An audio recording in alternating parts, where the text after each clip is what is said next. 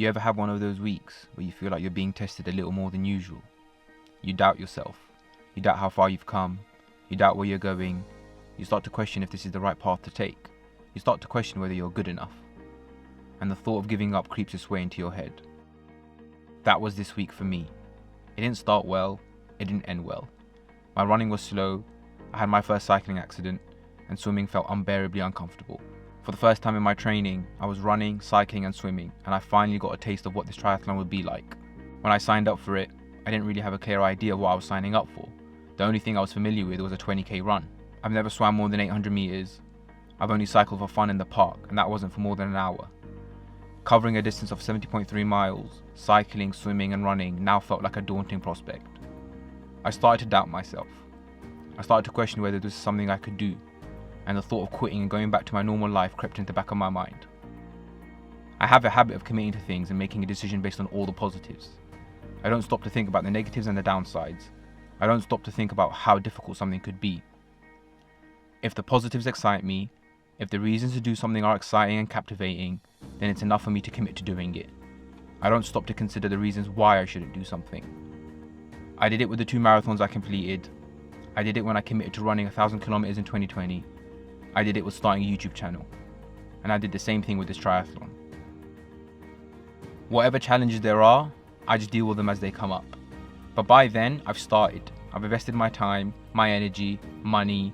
I'm committed. And that means quitting and giving up is not as easy to do. It's a, I've come this far, I might as well keep going attitude. What I found is that once you have the unbreakable commitment and drive to complete something, you will rise to the occasion.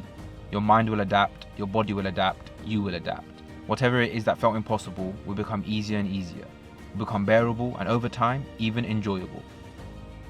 This week was the week that tested me. This week was the week that hit me hard, punched me right in the face. But one thing I know for sure, the moment you stop finishing what you started, you set a precedent. You tell yourself and you let yourself believe that it's okay not to finish anything anymore. I've done it on numerous occasions in the past, and it's a dangerous precedent to set for yourself.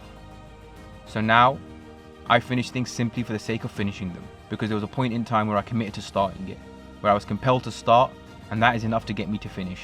It's about staying loyal to the version of myself that felt motivated to do it, that felt motivated to start, by rising to the occasion and following through on what I started right till the end. This was the week where I was faced with the question, do you really want this? How bad do you really want it? My answer is in getting up and continuing my training, doing the things that felt difficult again and again, and turning the unbearable into something I enjoy and excel at. This is week 3, we go again in week 4. I hated every second of that. Every single second of that was unbearably uncomfortable. I had no idea what I signed up for when I signed up for a triathlon. But I believed it was doable. I believed I could do it.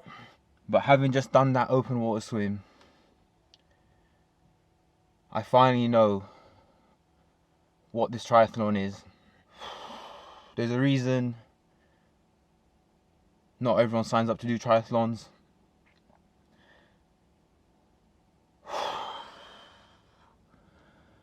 I've got a lot of work to do to turn that into being something I'm not scared of anymore.